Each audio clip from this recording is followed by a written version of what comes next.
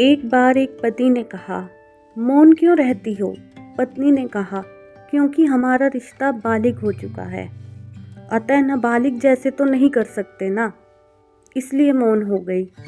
पत्नी के अटपटे जवाब सुनकर पति सोच में डूब गया और पत्नी चुप्पी साधे अपने दैनिक जीवन में जुट गई। अब आप सोच रहे होंगे, रिश्ते भी कभी बालिग और नाबालिग होते हैं क्या? तो नहीं समझे? चलो सुन लो, फिर पता चल जाएगा।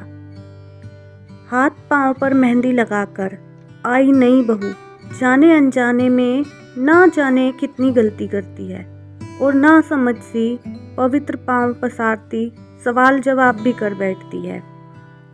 उस वक्त बहू छोटी छोटी बातों पे जेठानी, तेवर, नंद, सास से कभी मुंह फुला लेती है तो कभी हृदय खोल कर रख देती है, क्योंकि वह नाबालिग रिश्तों के ताना बाना में लिपटी हुई मासूम बच्ची होती है।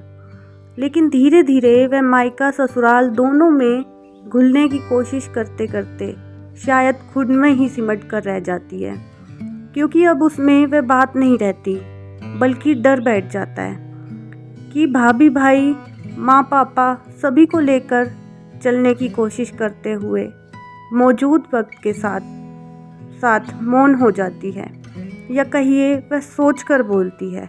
अब जहाँ सोचकर बोलोगे वहाँ रिश्ता भावात्मक कहाँ रह पाता है।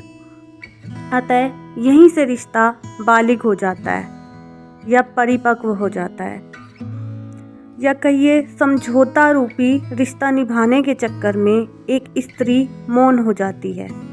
और जहाँ मौन शब्द आया वहाँ संवाद खत्म होना लाजमी है। अतः अपने से लड़ लीजिए, लेकिन उसके अंतस को झकझोरने की कोशिश जरूर कीजिए, क्योंकि जरूरी नहीं मृतक ही चुप होते हैं। कभी कभी हमारी बेटी, बहन, बहू, पत्नी भी मौन हो जाती है, लेकिन हम समझते हैं कि वो बालिग यानी परिपक्व हो गई है।